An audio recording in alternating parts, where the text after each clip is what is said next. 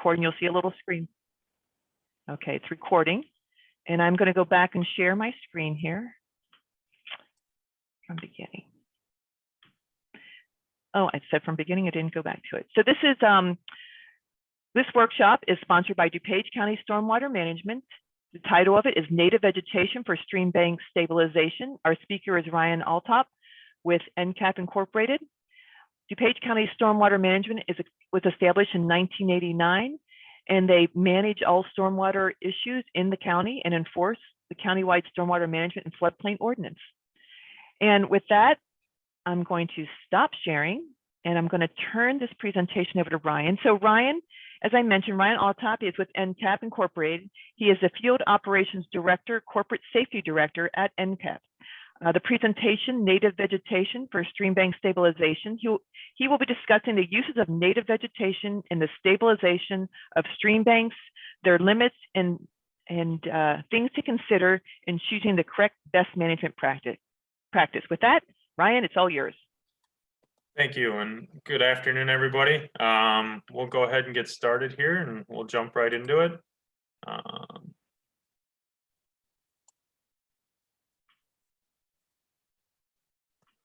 We're going to talk a little bit about today about stream bank stabilization with native vegetation and the things you need to consider while doing so. So why do we need to stabilize our stream banks? There's a number of reasons. It kind of depends on your site and situation. You know, if you're working in an urbanized area, if you're working in a forest preserve, park, if you're working in, you know, a residential situation, commercial situation, it all kind of depends on why you would need to stabilize your stream. Are we protecting a structure? You know, if you're protecting, say, for instance, a canoe launch, like is at the bottom of this trail right here in the river, or this river in Indiana.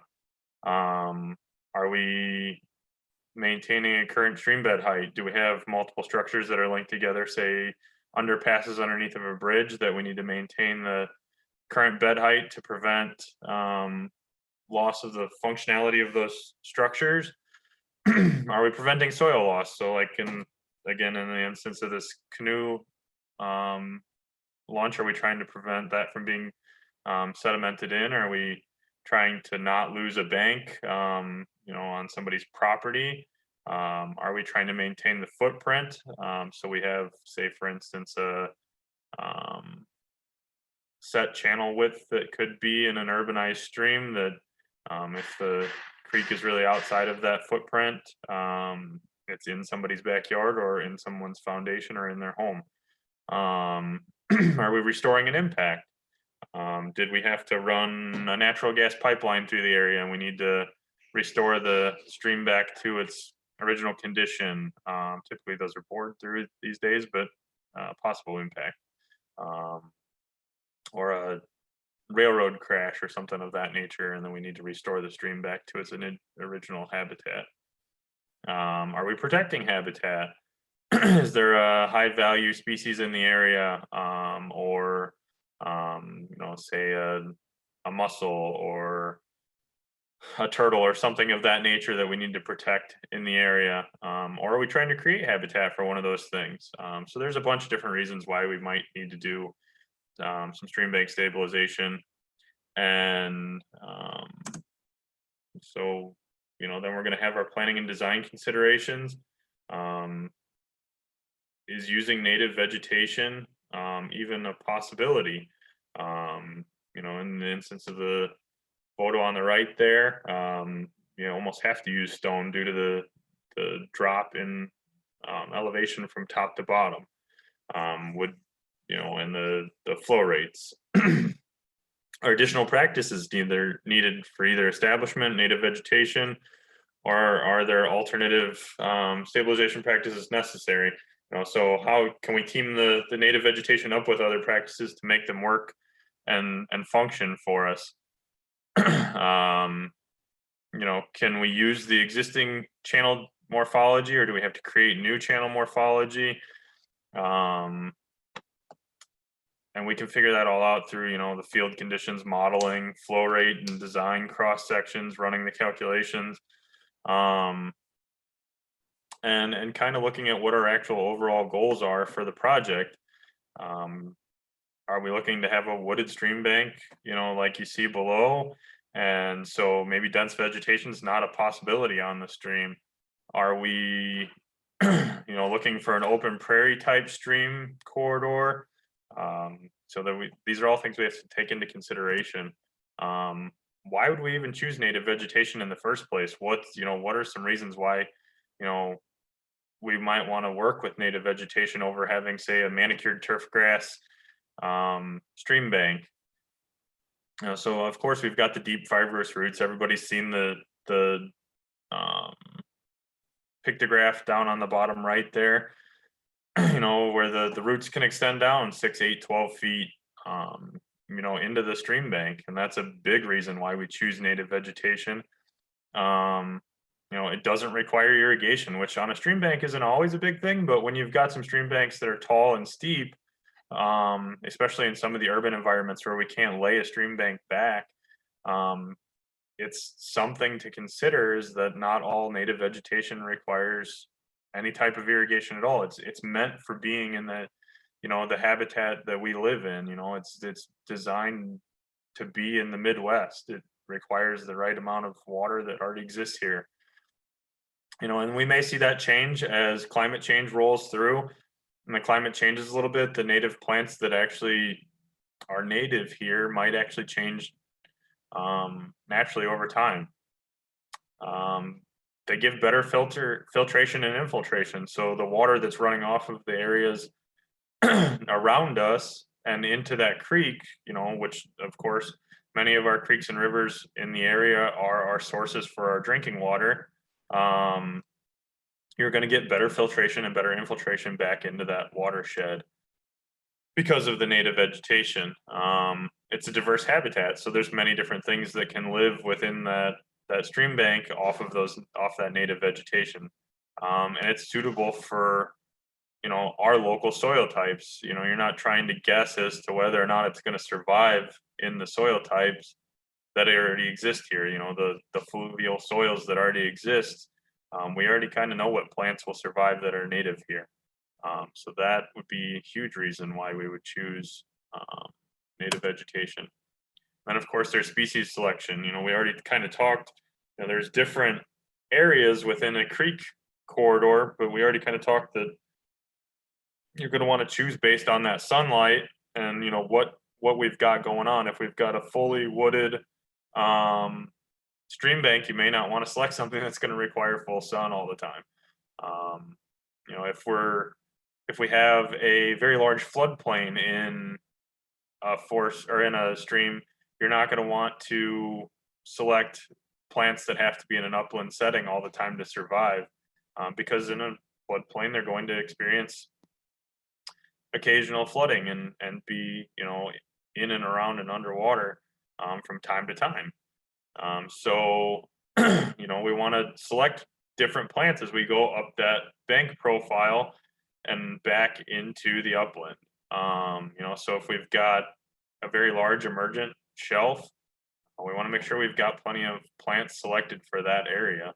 If we've got a seep that comes into the creek or river along the edge, we want to make sure we've got proper and appropriate plants for that, and continue to design as we go down through our project. So we're going to kind of talk a little bit here about some best management practices that you can use and with native vegetation. Some of them are standalone. Some of them are incorporating native vegetation into those things, into those other BMPs, and how that would improve those BMPs. And then we'll also talk a little bit about woody vegetation and how those native species can be used to improve our stream banks and their stabilization as well. So native vegetation from seed, huge benefit for native vegetation from seed is the cost. You can also choose a larger diversity of species by using native vegetation, as opposed to, say, plant plugs, which only so many species are grown. And availability is another big thing, so later in the growing season, if you've got a project that's just coming online, sometimes those native plant plugs are hard to find. You may have to give a larger lead time to get native plant plugs sourced for your project. Whereas with seed, oftentimes it's just a matter of a phone call and maybe 1 or 2 seed substitutions on a 20 or 30 species mix, and you've got your seed. A day for delivery is about all it takes. Like I said, there's a lot more options, and you can vary those options up and down the stream channel, like we had just talked about, where you can start at the emergent zone and work your way back up and choose different seed mixes for each area. Possible drawbacks: seeds likely in a stream bank situation are going to require an additional BMP to get you through that interim growing state. You're probably going to have to put a temporary cover crop in with it, which if you pick the wrong temporary cover crop species, you might have to fight that back out of there. A lot of times we like to choose seed oats if possible with our mixes, just because they come up fast. They don't look a lot like any of the other native species, and you typically only last 1 season. There's not a big fight to try and get them back out of your natural area. Establishment time is another big thing with native seed. So you're going to have 3 years of needed maintenance to get you to your end game at a minimum, to get a completely fully established natural area. Typically, most of our stream banks, we're going to be regrading the area, like you see in the photo on the right there. So we're going to have, different slope heights and steepnesses to deal with our native vegetation there. And so, you may want to pick different species based on that as well. Invasive species management. So obviously we're going to have to do a lot of invasive species management with a seeded stream bank. There's always going to be new species carried in by the creek and river, and waterfowl and whatnot that fly in and out of the area. It will continue to get reseeded by the natural action of the seed just floating down the river or the creek or stream, and into your area. So something to take into account when choosing to start with seed, but it is definitely one of the best options we use regularly. And it can be easily combined with the other BMPs, which we'll talk about here in another minute or two. So native plant plugs, great option. Gets you a little bit of instant satisfaction. It's one of the few things that will stand up in that emergent zone over and over and over again. Obviously with creeks and rivers and streams, the water level changes, it bounces up and down. And so those emergent plant plugs have a little bit better chance of surviving versus brand new seedlings without any established root at all. You can choose exact species location. So if you've got a spot on your creek project or your river project that's very visible or requires some extra special attention, like you've got a level spreader flowing into your creek or something like that, it's a great spot to employ those plant plugs. Disadvantages, sometimes if you're higher up in the water column, you may have to actually irrigate or water those plant plugs. They're definitely more expensive than doing seed, as much as 10 to 1 cost almost, per acre of what you would pay for, or if not more, of what you would pay for doing seed in the same exact area. And there's big predation concerns, both in the stream situation, especially in rivers. You'll have carp issues where carp will come up and spawn along the shallows of the creek or river, and will not necessarily be trying to eat your plugs, but will destroy them by just the motion of their tail and the force that they put into their spawning activities. You'll also have things like muskrats, geese, ducks, and the likes trying to make tasty salads out of your out of your plant plugs, and you'll have to do things like put up enclosures like you see in the photo above, or the photo in the background here,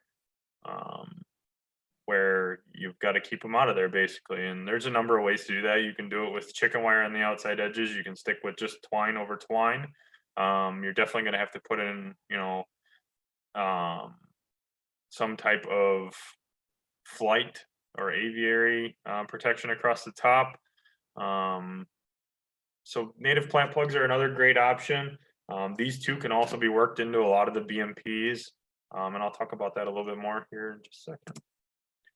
So vegetative plant mats, this is one that is not fantastic for everywhere, but the places it's great in, say in a low flow stream channel, or in areas that you're gonna need a lot of erosion protection right out of the box and really need to be getting ahead of the game, basically, getting a jump start on it, they're fantastic in. We did a channel a couple years back for Lake County Forest Preserve District, and they worked out fantastically. One of the kickers to that is it has to be watered a lot. Think like watering sod to get them established and out of the mat, basically. They need quite a bit of water. Thankfully, in rivers and streams, water is usually pretty readily accessible. So that emergent zone with the vegetative plant mats works out fantastically. Like I said, they have a super large root system already in place. They're typically grown in like a coir mat or something of that nature, so you can literally just staple them in to the shoreline and you've got instant vegetation. It's definitely instant vegetation that requires some heavy maintenance up front. But that being said, if done correctly, it can give you a big jump start to a project and possibly even get you almost a full year ahead of schedule almost. Cost, it is a rather expensive thing to start with. Like I said, it could save you a year. So if depending on how your timeline is, it might speed you up a lot. Weight, they are heavy. The different nurseries provide them in different lengths and sizes, but they're definitely heavy to move around at first. Usually takes a couple of people to move one mat around, especially if you're going to carry it any distance over an uneven surface such as a stream bank. But they are another useful tool in your toolbox. Here you can see the big, long, healthy roots sticking out of the bottom of the mat there. That's kind of what's going to get you your jump ahead, versus where you're coming from seed, where the roots are starting from nothing, or from plugs, which you've got 2 to 3 4-inch roots out of a healthy plant plug. So there you can see that giant head start that you're going to get out of that. And you can also see the coir mat here, which is typically a combination of the large cargo net type net there you see, and then a coir infill on the inside. Some nurseries do it with topsoil, and other nurseries do it with some other materials that are they're kind of like a wood fiber sort of. And each nursery kind of has its own growing specifications on what they provide. One of the nice things about this is you can pick, if you give them advance notice, obviously it's going to require some advance notice to get these mats grown. Give us a second here. Excuse me. It's going to get you some you're going to need some advance notice to grow these in here and to get them started. So you're going to have quite a bit of lead time. Possibly as much as a year's lead time before these will be ready for you. So they do require a little bit more pre-planning than say seed does. On super steep stream banks, we had a question here. It says, what's the best erosion control for a steep bank? Essentially the best erosion depends on what you're kind of calling steep. And one of the other things that we kind of need to consider more so than the steepness is how much water flow we're dealing with. There's a bunch of different answers to this question. You can use a combination of BMPs. We'll talk about some more of those in just a second here, but I'll answer that one as we go here. Lost it.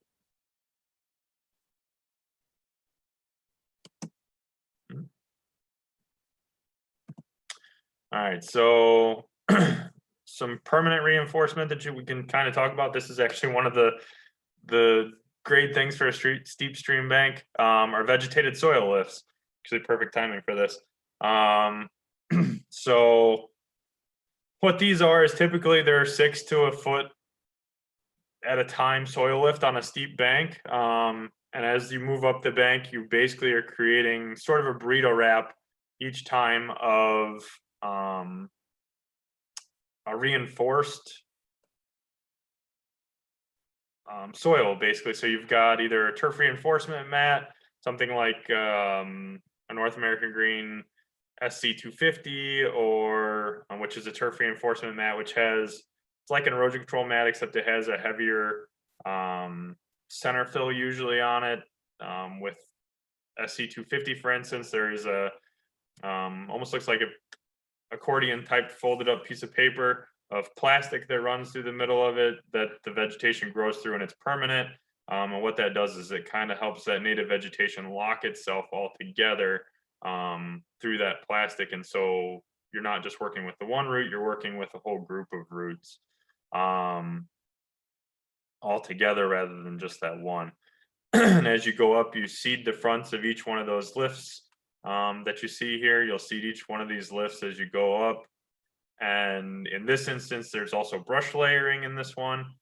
So what that is you taking native cuttings, typically willows or dogwoods. You're dipping them in a root hormone and then putting them into in between each layer. Oftentimes these are mechanically reinforced also as well, either with say like a duckbill anchor or 12-inch landscaping staples, sometimes rebar staples, to build up and reinforce those layers as you're putting them together. So they're locked together 3, 4, 5 feet and back into the slope where you see, where the fabric is wrapping over. And then those brush layers root together and further lock all of that material together. This is an option. You can also plug into the faces of the soil lifts as well, and plant plugs into the soil lift faces. One thing you want to watch doing that is you want to make sure you don't put too many holes in those so you're not losing soil out of the soil lift. Making sure that bottom layer is really solid is super important on these, because it's basically the foundation of your slope. And then you can, when you get to the top of, say, your 8 to 10 foot tall slope, you can then have a less steep grade on the top, which can be vegetated with, something like a single net straw blanket and seed.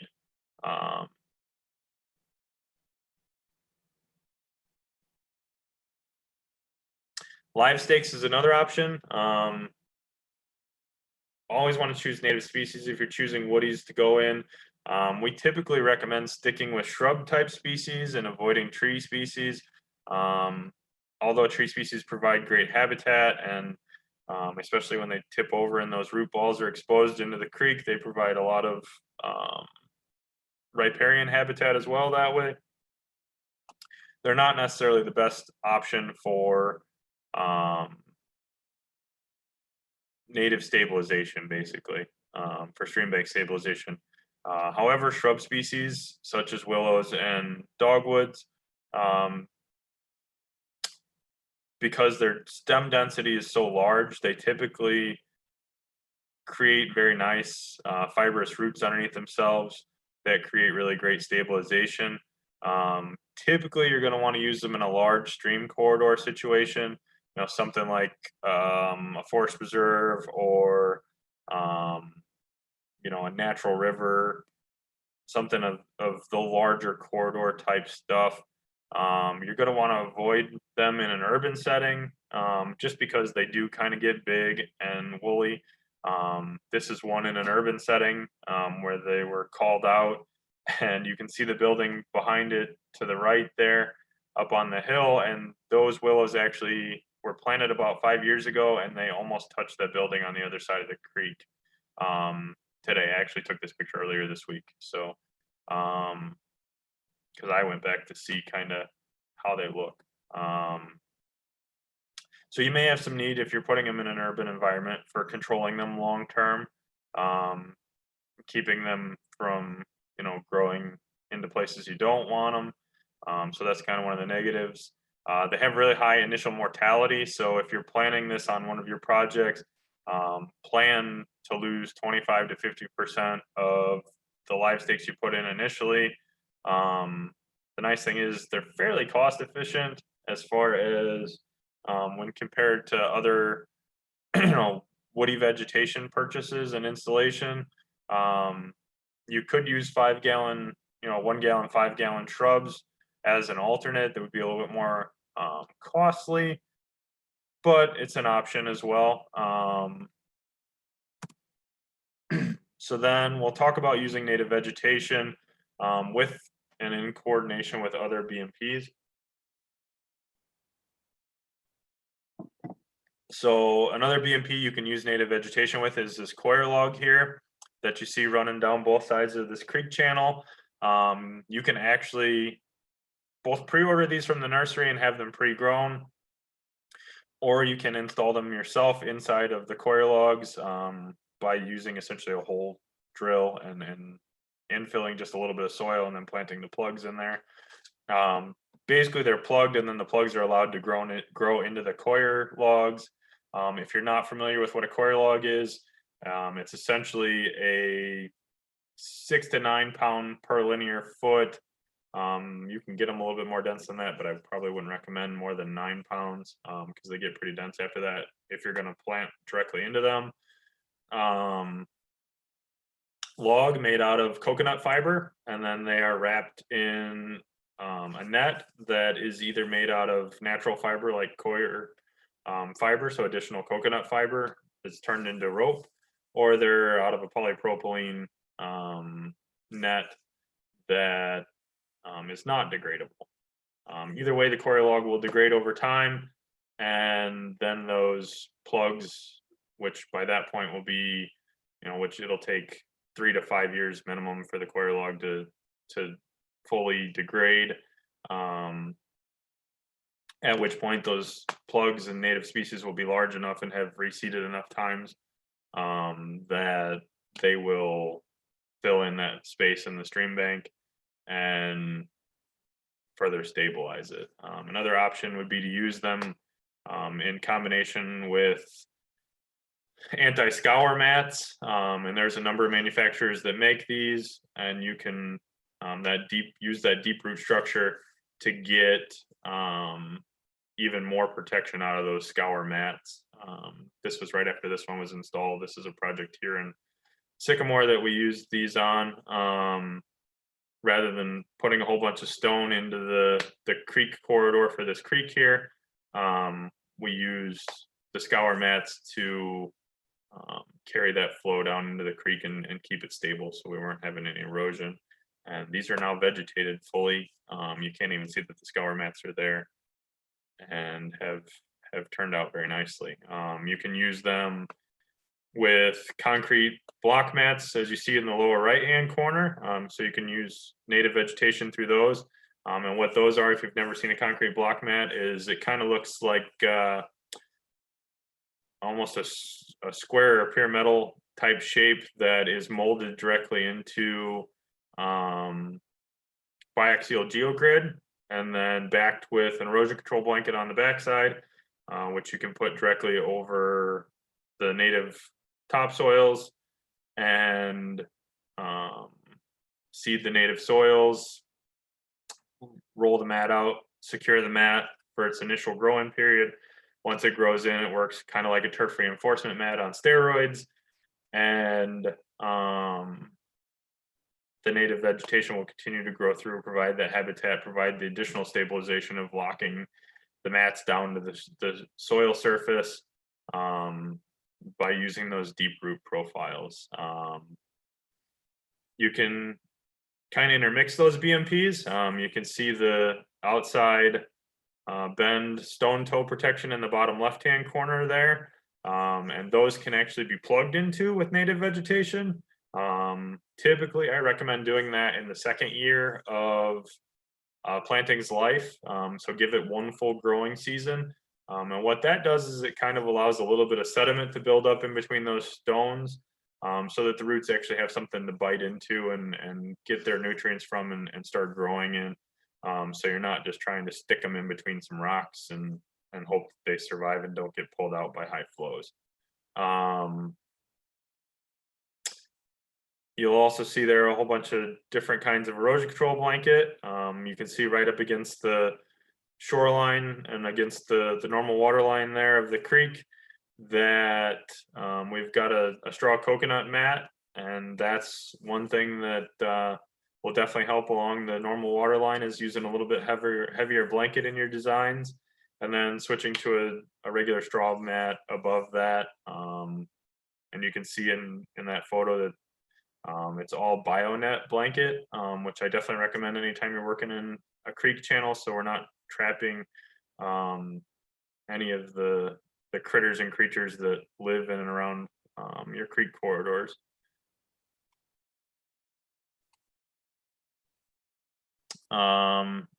So you can see in the top left-hand picture there, another example of vegetation growing within the riprap.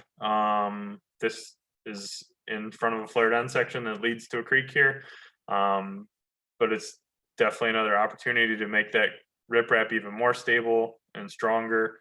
If you try and go pick up even one of those stones that's in that vegetation, it's like trying to, pry a rock out of granite almost. It's or out of a brick wall.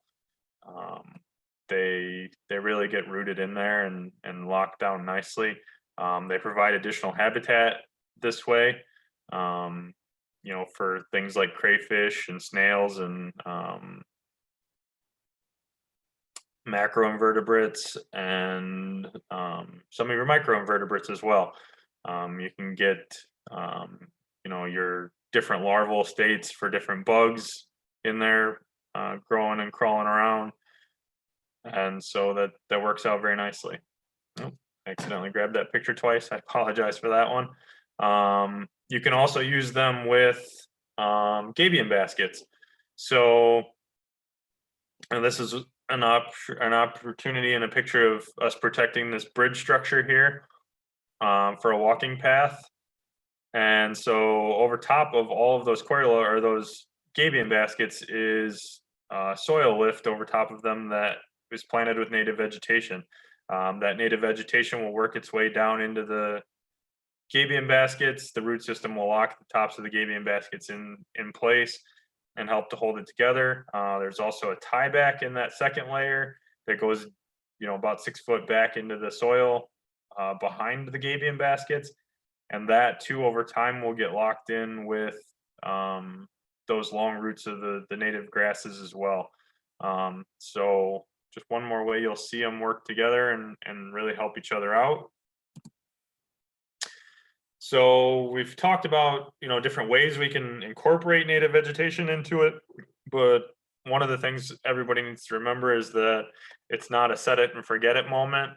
You've got, 3 to 5 years of establishment at least, which is going to include, heavy invasive species control, hand pulling, hand cutting, herbicide application, and making sure if you're using herbicides that they are aquatic approved herbicides, so we're not poisoning our water system or polluting.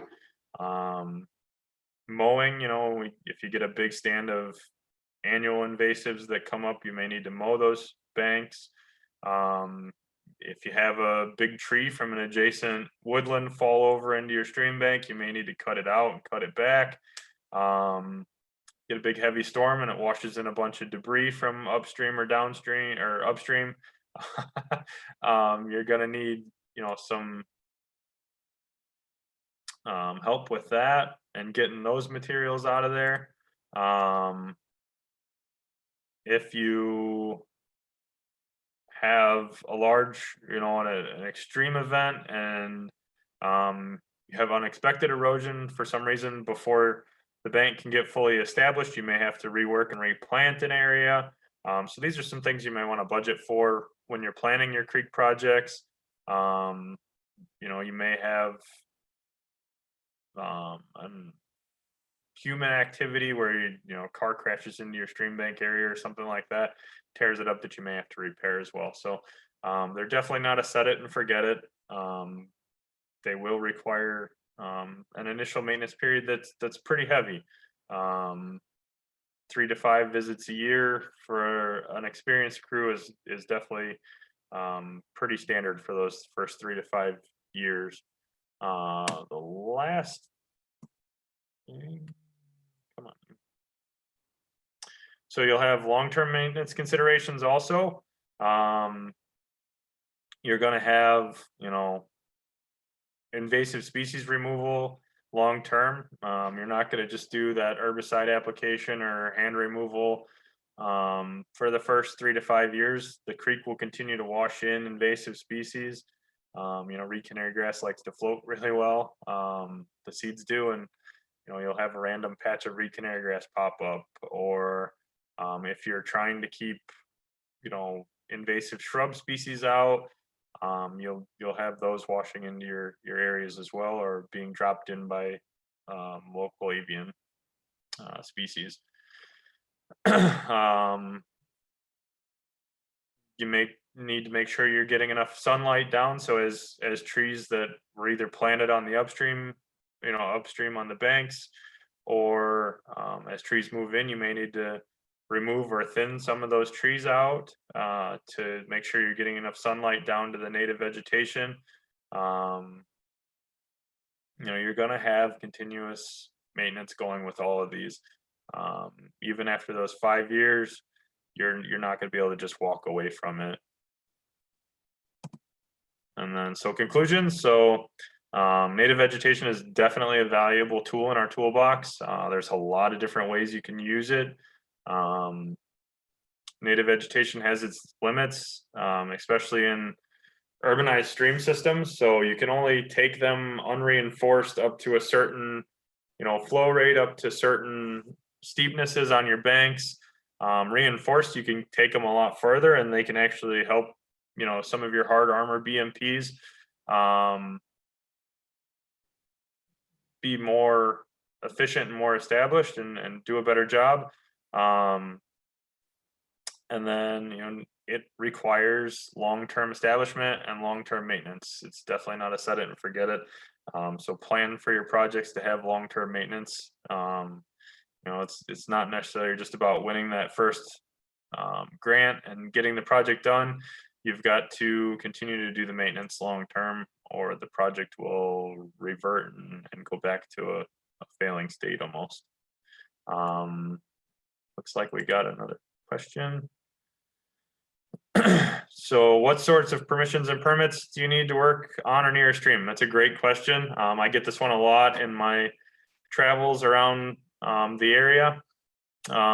Depending on what you're doing, you're going to need something as complicated as an Army Corps permit, Army Corps of Engineers permit. Local county permits happen quite frequently, I'm sorry. And then you're also going to need possibly local city village permits as well, depending on what municipality you're working in. Sometimes cities and localities don't care, and other times they're very much communities that require sign off before you can even begin work. With Army Corps of Engineers permits, you may have to have additional plan sets to show people. You may have to to submit, you may have to do a wetland delineation beforehand before you can submit to the Army Corps of Engineers to show where the stream is at essentially, and where that riparian corridor is at. Depending on what you're doing, you may need to look at where the floodplain is at, and look at FEMA maps to get that information. So there's can be quite a bit of permitting that's required. If you're doing something as simple as say removing the reed canary grass off of a bank and planting just vegetation, you may not need a permit at all. That also depends on what county you're in. Outside the collar counties, you could switch to native vegetation without any permitting whatsoever, as long as you do it in a responsible manner and aren't disturbing any soil. There's another question, Ryan, too. What do you consider as the best hard armor materials? That is a big question. So it's going to be multifaceted answer to really answer your question correctly. One of the things that I prefer most often is stone, as far as hard armor is concerned. One, because it does move around a little bit once it's installed. It doesn't move a lot if you've done it correctly, but it'll move around. It provides some habitat for plants and animals. And there's a few different kinds to choose from. So depending on what the aesthetics of the project are and what the budget of the project is, you can choose from different stone types to get the desired look, I guess you would say, for a project. Another hard armor that I like is gabion baskets aren't bad when they're done correctly. I see a lot of gabion projects that make me cringe when I go by them. So it's very important if you're going to do gabion baskets, you definitely get a structural engineer involved with that. If you're going higher than one level of gabion baskets high, even at one level, make sure you have a qualified contractor to install those. Same goes with doing the native vegetation. If you don't have a qualified contractor or someone that's qualified to do the design work, you're probably not going to like the end result you get. By all means, as an owner, you want to make sure you're giving some input for what you want the project to look like. At the end, if you're not being asked what you want the project to look like at the end game, then you need to probably find a different designer or a different contractor for that matter. If, as far as more hard armor stuff goes, I don't mind concrete block mats when they're done correctly. I definitely like to see them vegetated and not just filled with stone. In that case, because it really gives, that vegetation gives them a lot more anchorage. And I'm excluding, like, say, the big giant IDOT articulated mats. Those are a completely different animal. I'm talking more about the flexible mat type concrete products. What other hard armors do we use frequently? Let me think here for just a second. I will say I would definitely never recommend using concrete in a stream bank if it's avoidable at all. I don't prefer grout filled material type products. They're not my favorite thing. The freeze thaw cycle that happens here in the northern states tends to destroy any concrete that's installed or anything that's grouted. There's a few grout gabion mattress type stuff that I don't like the aesthetic appeal of it, I guess, personally. Plus it also takes any habitat options out. And if we can use vegetation and use the natural native materials, obviously those are going to be more beneficial to our native species. So we're going to get a little bit better end result for everybody involved that way. Perfect. There is another question. Do the nurseries you work with in your area do a good job of selecting native species and not utilizing introduced species? Or do you just give them a species mix? So we do both. So the native nurseries that I deal with, and there's probably a half dozen in the area. that we work with pretty regularly. And those nurseries definitely are using native species that are from within a 200-mile radius, say. And we ask for local ecotype plants all the time. It is very rare at this stage in the business that I have a client or customer that wants something that's not of local ecotype. So those nurseries that we deal with pretty much only supply us with local ecotype species. That being said, we do it both ways as far as telling or receiving what species we would like. Every local nursery that supplies native plants and native seed, if you go on their website and fish around a little bit, you can find their seed lists for what they kind of recommend, what to go where. Check those out and compare nursery to nursery.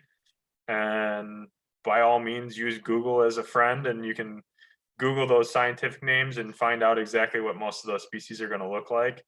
You can also use that fine Google machine and find on USDA's website. Typically, it's one of the top few things that comes up when you search a scientific name. That'll list where those species are best for. So if you're looking for something that'll grow in that emergent zone, you can find that on that type of resource. Or if you're looking for something that's upland, it'll tell you that as well. So that's kind of what the best scenario is. I can tell you that we give them our seed mixes where we pick the vegetation out. Sometimes I have clients that only want certain things. I recently finished a project that the client wanted green and white, and that's all they wanted on their project. And we made that work. Thankfully, there's a lot of native species that are native to Northern Illinois, and we can kind of work with that sometimes, but a lot of times we're also selecting for things like a forest equality index or a C value, where we're trying to get above a certain C value, which is the coefficient of conservatism for those that don't know. And basically that's how rare a plant is, to put it into layman's terms, essentially. And so, we might be selecting for that, or we might be trying to boost a quality of a habitat. So we might be putting in very, very conservative species. So just depends as far as what we're selecting. That goes project to project, and again, client to client. Good. Thank you, Ryan. There is another question. It says, what native vegetation do you recommend using on top of concrete blocks with topsoil and hydroseed on top? This is a large-scale project done behind our property prior to us moving in. Sure. So I'm guessing that means your concrete blocks are probably in already. I typically like to put the seed in underneath the concrete blocks. Most of the concrete blocks that we install are meant to be seeded underneath of. If you are infilling into those concrete blocks, so it's an option to basically take topsoil and spread it into the cracks of those existing concrete blocks. I would recommend probably doing something that's a little bit on the grass heavy side, something that's a little bit more forgiving. Those concrete blocks tend to be a little warm at times, and might change the temperature of the soil. So I'm going to probably be recommending going towards something that's going to be a little bit more hardy, not necessarily something that's going to be a super high C value, but more something that's going to give you the stabilization factor. The wild rides are pretty hardy. Virginia and Canada wild ride, depending on where you're at on the slope. Little blue stem's pretty hardy. Big blue stem gets pretty big around the root zone, so I may not pick that. You might actually end up moving some of those blocks around with big blue stem, but going that sort of route, picking hardier flowers as well. Stuff that, if you were to ask one of your nurseries, what's easy to grow, that's probably what's also the hardy stuff too. That being said, as far as for cover, hydromulch is an option. Depends on how steep the area is. You might have to go to something as high as like a bonded fiber matrix to get there. Not to rep it, but Profile Products makes a pretty good product called Flextera that you can put over top of it. You might want to try doing erosion control blanket.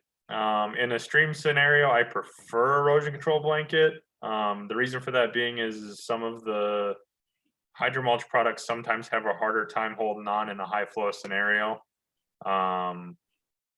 And if it's got articulated concrete mat on it already, it's probably a high flow scenario.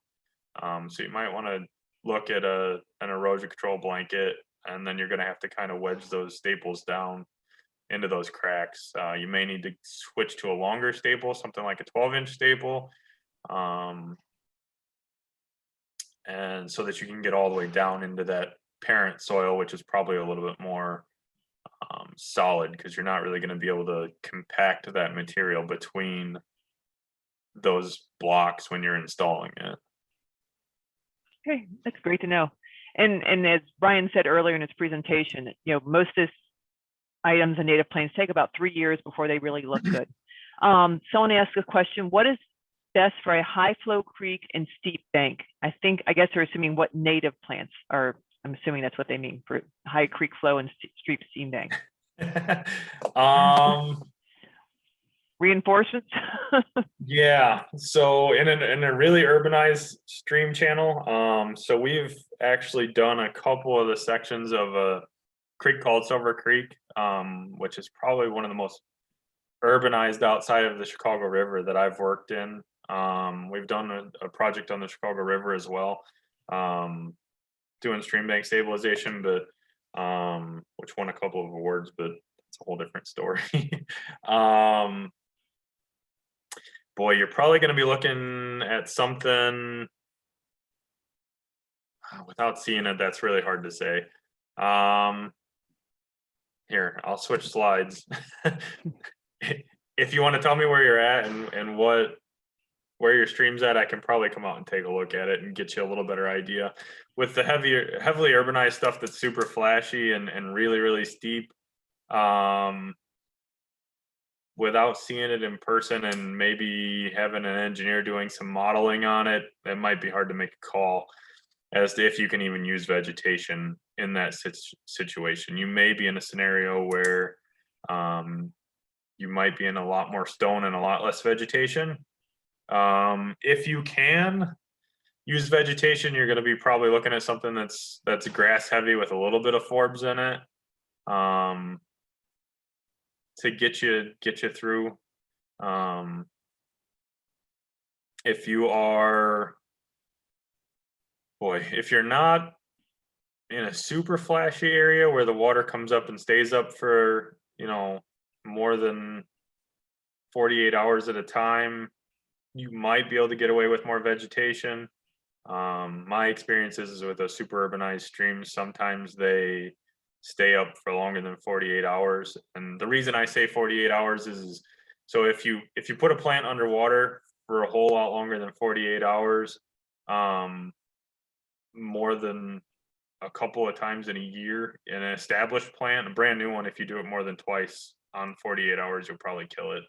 But if you can get them established, if it's happening more than a few times a year, you're probably going to drown those plants out. They can't respire underwater, obviously. Plants that are terrestrial in nature and not emergent plants. Even emergent plants, if you put them all the way underwater for longer than 48 to 72 hours, you can kill them. So the nice thing about them oftentimes with the emergent plants is they already have an established emergent plant, I should say, is they have enough of a root structure that they'll resprout, come back up. So it's something to think about if you've have lived on that creek or have dealt with that creek for a long time. You might want to be, and you've seen that where it's come up where you see the water stay up for 72 hours or more. You know, where when I say it's coming up, like I'm saying it's coming up 6-8 feet vertically. You may want to start thinking about something other than vegetation for your stabilization. That's great But advice. Yeah. as much as I hate to say that, much as I like putting plants in the ground. Yeah, and there are those situations that you just can't help that, and that's great advice. So I don't see any more questions. We're coming up on 2 o'clock. I want to say thank you, Ryan. You did a great job. And if you have questions, there's Ryan's contact information. You can email him if you want him to come look at your site if you have an issue. And like he said, be sure to get your permits. And DuPage County Stormwater Management is really great to work with. Mm-hmm.